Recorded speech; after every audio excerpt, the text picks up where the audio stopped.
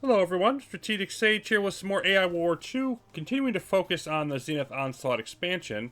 Now that it's released yesterday and we're done with the faction overview, gonna dive in here to this campaign, which can be a full run featuring as much of the Zenith goodness as I can cram into it reasonably. So this is the cubular map type, one of the two new ones. Got the varied thickness and more connectivity just to break it up and it's not so rigid. And let's take a look at our faction list, which is pretty severe. Okay, so we're going to have 3 AIs, a whole bunch of Zenith that we'll get to their intensity 5 for all of them. But for the AIs, we're going to go with the Jabberwock first. All of these are difficulty 8, and they're all brutal types. So this is not going to be a walk in the park. The Jabberwock, of course, gives you the AI plus chips from all of the other major factions mixed in there, so you never know what you're going to get hit with. The Vengeful AI doesn't take criticism well. Attacks you if you destroy anything of its. And then we have the Praetor, which, of course, where this spawns is going to be really important to how this plays out. It might cut off a significant part of the galaxy, or it might not be that big of a deal. But the extended range and stronger Praetorian Guard. And then we have the Dark Spire, because of the Dark Alliance. They're allied with the Zenith, so that's why I've added them, and even though they're a base game faction, they didn't get put in with the Zenith Onslaught. And only beacon activation for the Dark Zenith invasion, so that it's not too insane and I can be ready for it when it happens. The Dark Zenith Vicari, to help us out, we'll be relying on them pretty heavily, I expect. Nomad Planets, of course. The 2 Zenith Architrave here, we are definitely going to have the Civil War on. That's why I have 2 of them, so we can see some of that play out. And the Zenith Miners. So that should get us set up. Let's get going with Zany Zenith. Here's the galaxy as we are first presented with it. A couple of nearby nomads, but don't have to worry about those just yet. You can see there's a lot of overlap on the labels. Map with this many systems close together, you kind of have to zoom in to see some of the detail. Now the blue ones here are the Praetor, and then we have the Jabberwock, and these slightly darker ones are the Vengeful AI. So that's how all of that color scheme works. Into Ergo, our homeworld, and I do want to mention that I'm planning on doing a little bit slower, more methodical, not as much time skipping as I typically do. I want to make it as friendly as possible to newer players to the game. Might be joining because of the expansion, and also there's just the need to look at all of the different Zenith factions that are new and what exactly all of them are doing. The Sphicari down here, just warping in their first terminus structure that everything they do comes out from. And let's do a little bit of research. So I want to upgrade the command station once, boost that starting economy, and also any turrets and whatnot that we will build here. And then I did the random selection for the fleets, as is my typical mode. We have a shield wall and a gravitic battle station. You can see the turret types there. Overloader combat, and then we'll take a look at our mobile fleet, because I like to boost weapons techs that we have multiple ship lines in early, and then wait and see to do further investment along that line when we know what else is out there in the galaxy. So we have the Siege Frigate, Artillery, Tesla Corvettes, Splash, Vanguard Hydras are exotic, and Pulsar tanks are ambush. So really no commonalities there. Let's take a look at what our next fleet's going to be. I always grab the one nearby fleet first. And Malignus down here is where that is. And this is a bit of an issue, because normally a Mark 1 or Mark 2 planet, this is a Mark 4. So it's going to be a little bit more challenging to take this out. Got more turrets there available, which is nice. But here we have the next fleet, which has Disruptive and Subterfuge for the Stalker. Then Velociraptors, Ambush, as is the Pulsar Punk. So definitely Ambush is going to be a good tech for us. And I also want to grab the Disruptive for both the Stalker and our starting Pike turrets. So I'm only going to do one in the Disruptive, but I'll throw in a couple of the Ambush. And then I also, particularly in a playthrough like this, where it's quite difficult, I think I will most likely lose this at some point. And we've got different AIs and different factions that I'm used to. I will generally play a little bit more defensively. Let's definitely grab the first turret hull boost. And these do tend to be good investment early, I think, because of the first one, because it's fairly cheap at 3,500 science. I'm going to skip the engineering for now. I will get force fields and station keepers. And that takes us down a little over 3,000 science. So I'm pretty happy with that. Let's see what happens as we move forward. And we've got some journals pretty quickly here. So let's take a look at some of that. Now the Outguard, of course, I'm sure most of you watching are familiar with these. If you want to read this, go ahead and pause the video. But there are a lot new journals that have been added recently. Some as part of the expansion, see the lore here on the Zenith, and some just to help new players get a better handle on things. AI, of course, that same one has been around for quite a while. And then we have the interdimensional Zenith. Let's take a little bit more look at this. Interdimensional, probably not quite the right word, but long thought to be a civilization entirely in ruins. They have war machines and automatons littering the galaxy, but their culture itself has basically collapsed. But now, citizens from multiple Zenith civilizations in their prime are being discovered, and where did they come from? And our conclusion here is a theory. And one of the things about the way that lore is done in AI War 2 is it tends to be quite ambiguous. We see things from humanity's sort of best guess, what we think we know. But we don't know what the AI think of the Zenith or vice versa. It's not an omniscient, top-down, story. It's more of a point of view perspective. But we've concluded that multiverse theory is reliable and that the Zenith most likely come from a nearby universe. Not sure why, but that's what we think has happened. And there's quite a bit more in this second Zenith journal.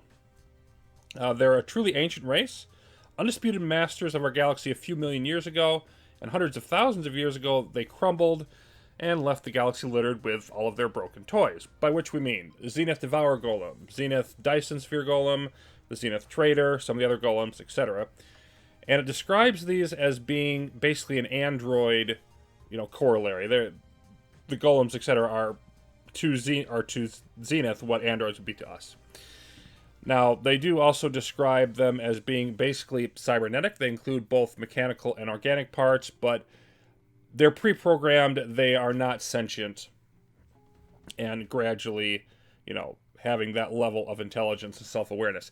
So the Zenith citizenry described down here, this is interesting as well. Starts out the size of a large land vehicle, but grows to the size of the starship over decades. So these are huge beings and entities. We think of having billions of people populating a planet. That's not really how the Zenith work. And then they can move in and out of the atmosphere. They can reshape themselves based on their interests or goals. So a very enigmatic and truly alien race. It's kind of hard to wrap your head around it completely. We don't know that much about their history. Describes that they've built some of the nomad planets. And then they've got the Zenith miners. The Architrave are not mentioned in this journal. But we have the Dark Zenith, much more clearly sentient, have also evidence of they'd having a rough time of it previously. So have they left their universe because of some catastrophe or some even worse enemy that's present there? And they've come into ours? Is that their reasoning? Something else? We don't really know.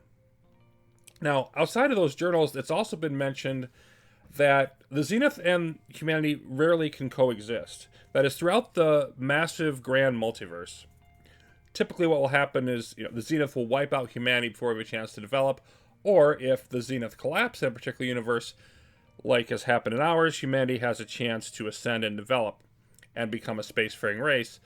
But the two combining together in the same universe is very rare. So who knows what's going to happen here. It's not something that has been a common occurrence at all to have that sort of coexistence.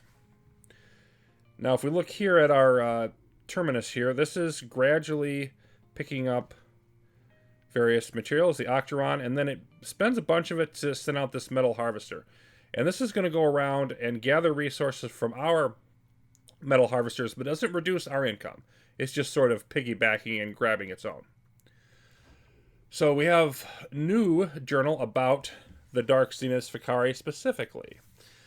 So they're eventually going to be powerful allies, but they're next to useless right now. And the next bit is very important in terms of how we're going to approach playing and optimizing what they're going to do. They benefit from a contiguous empire. They need the interplanetary trade. Their production centers are epistyles. We don't have any of those yet. But they can't be built on AI planets. Radiation is sort of the hand-wavium reason for that.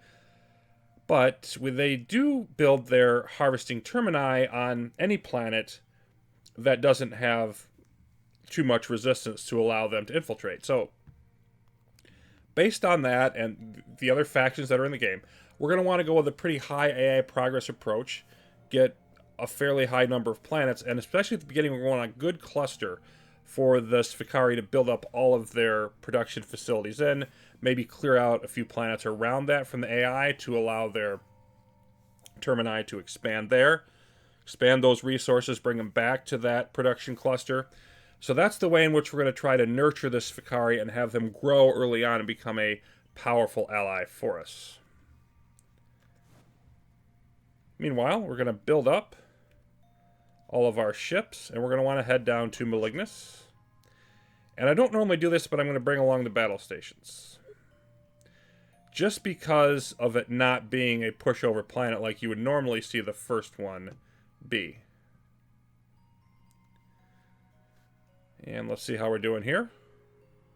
Gradually building up. Now you can see they've added a second metal harvester. So they are gradually boosting what they have. And after they've gathered enough metal, they'll come back here, convert it to Octeron. And we have some tips here as well. Now, I do recommend to new players, be aware of these tips journals. They're worth reading to really clarify, different gameplay mechanics. Lets us know about the Warden fleet. And also, if you get stuck on what to do, I don't use it a lot, but the Intel tab is important. If you're not sure what your next objective is, you can look through here, see what things it has available for you, beginner tips, etc., and then make your decisions a little bit more informed and sort of prioritize. We're knocking out the last of our ships here, and then we'll be able to move in on the attack. We've got Hunter Fleet now.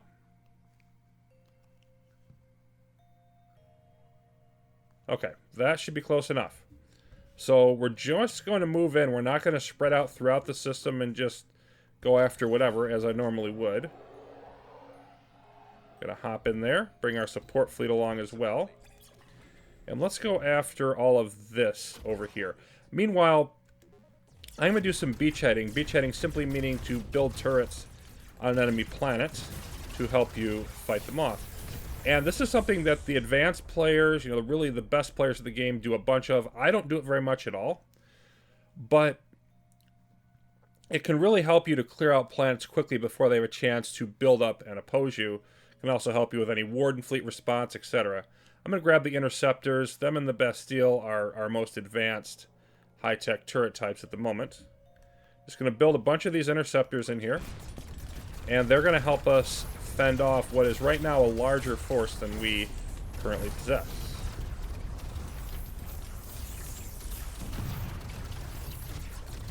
I'm just focusing on one area of the planet at a time here. I'd like to really knock out these tractors.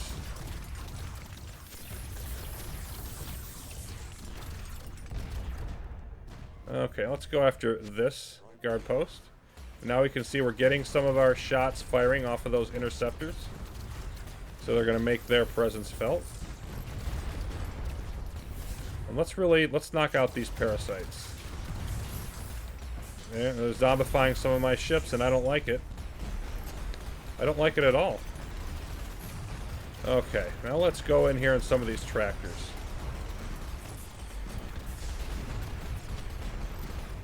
Oh, we got some more. Yep.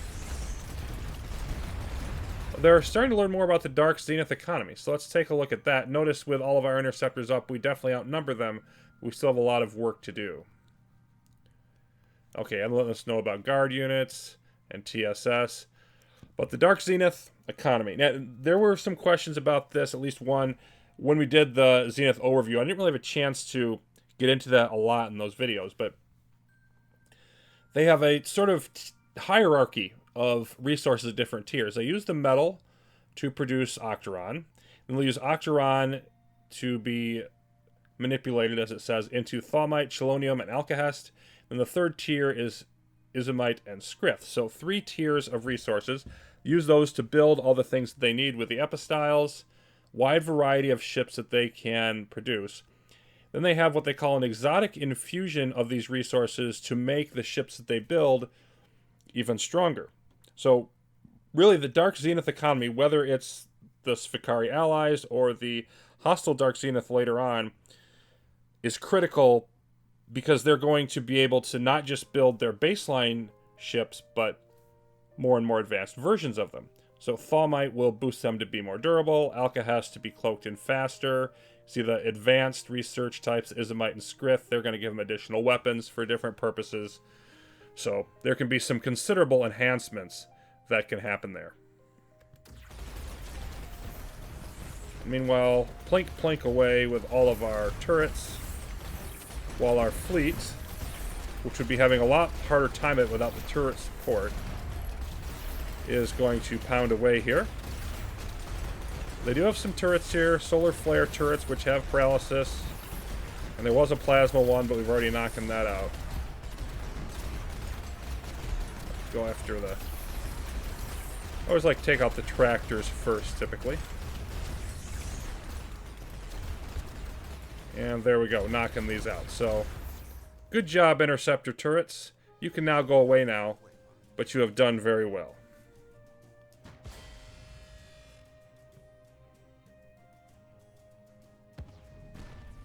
If you saw the larger picture of our galactic neighborhood, you would simply leave us alone. So we're going to put up our logistical command right over the entrance to our homeworld. And I just want to hold off here while this builds up and gets all of our metal harvesters going. But let's look at the galactic picture, see what else we've discovered. Down this way, the co-processors, of course, those are only around with multiple AIs. Like the ambush carrier frigates, I'm not sure about the rest of that fleet, so we'll just have to wait and see. This fleet, not too excited about it for now, but again, we'll just see how that goes. We've got Magnifier and a Vengeful Sniper Ray, that won't be fun. Nomads. Ooh, a Tech Vault close by, that's nice. And an Outguard. That'd be a nice system to be able to get into. ARS here. Ooh, we have a Bastion world for the Praetor AI, so we are not far away. I have to think that their homeworld is probably somewhere over here. Interesting. So going up this direction could be problematic in the long term. Lost energy reactors. We've got... We didn't even know they would turn on anymore. Got our fleet, so we'll just slow down here a minute. But ODSS here, and another one here, and Outguard, so some of those are going to be worth considering. Another turret schematic server. But my main thing I'm going to want to decide soon is which of these fleets do I want, if either one. That's going to be an important decision to make. I'm definitely going to want to go after this fairly quickly, I do believe. Okay, so I want to shift around what we're doing here. I'd like to put all my spare fleets on 0. And then we'll just send you back into the homeworld. Switch all of your ships to our primary fleet for now. And of course, with the boosted ambush, this should be decent. Yeah, 30, 35 strength, 34 strength. So that's a nice little boost from where we were. And I'm going to wait for our ships to be complete here.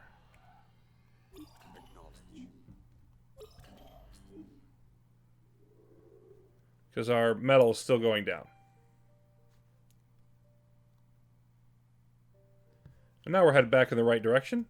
Let's build up some defenses. And notice we have Dark Zenith Constructor coming out this way. They're going to build an epistyle. Okay. And back over here, they've got another constructor. They want to build an epistyle there as well. We still have the terminus here. A second terminus. They're building an epistyle. So you can see that they're not just sitting around. They are getting some things done. Now, let's Add another force field now. We really want to get our defenses up. Shouldn't be long before we start getting hit by some attacks. And I should be able to just build in this direction. And this direction as well. And they actually have a ship over here that's already attacking us. That won't last long, though.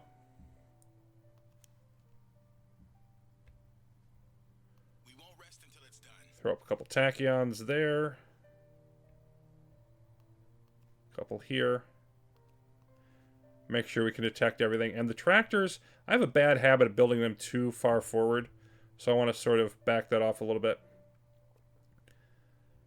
You bet, sir. I very much like tractors, but I want to make sure that they stay in range of all of our turrets. So that we aren't...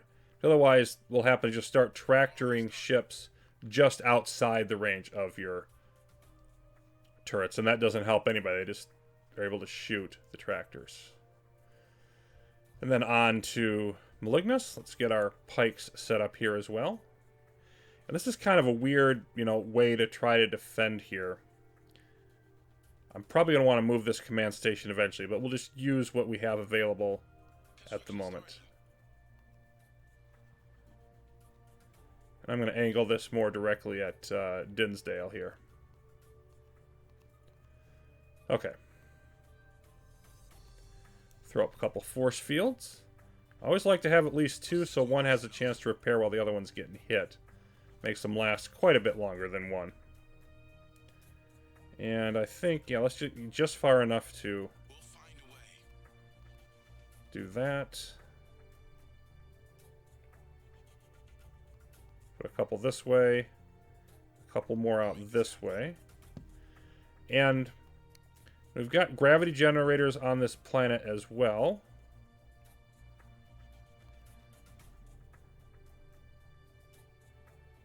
And the tachyons. I'll see it gets done.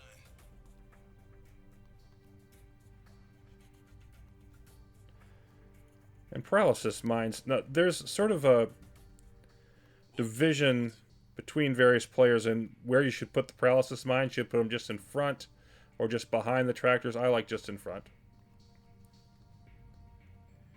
And let's see how our metal responds to that.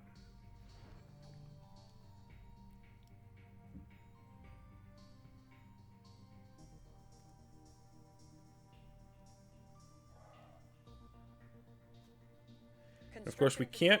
Nearly depleted. They're warning us about our metal. We can't really control where this Vakari builds.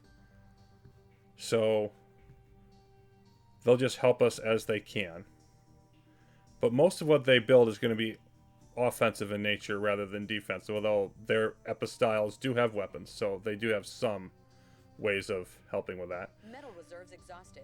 Construction and repair is starved. And I want to get more turrets before I go any further, but I just don't want to do that quite yet. Analysis of the alien derelicts is complete. Because we need the finishing of our building what we currently have and get out of this metal deficit.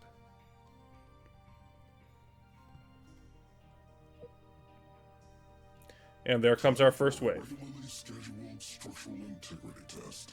That's going to be coming here, and you can see in Ergo, they have some ships trickling in, but we are doing just fine fighting them off. And look, we've got some strike craft in here now. Let's take a look what we have. We've got a bunch of Huskarls and some Scald.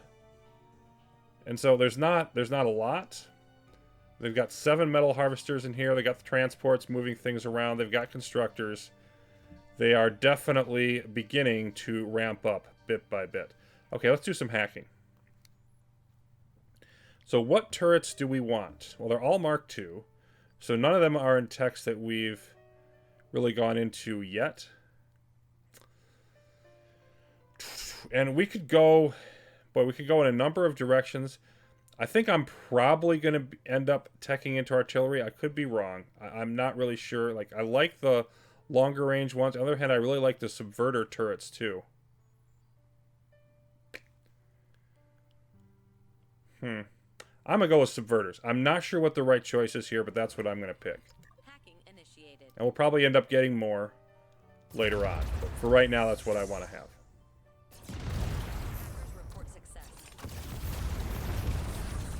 I'm just a big fan of zombifying, even when it's not the best choice.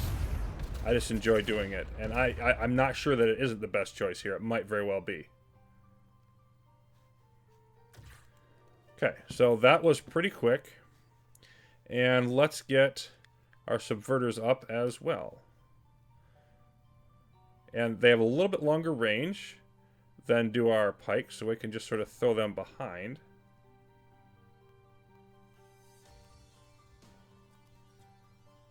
And of course, we get more over here on the homeworld, but I'm only going to put up maybe 10 for the moment. There we go. And that should do it for now. So in return, I've got to decide what I want to do on expanding. What am I going to do with the fleets? I'm going to come over here first. You know, what's our plan going to be to continue to push out and give our Svikari more room to grow? So that'll be coming up. Thanks for watching, everybody.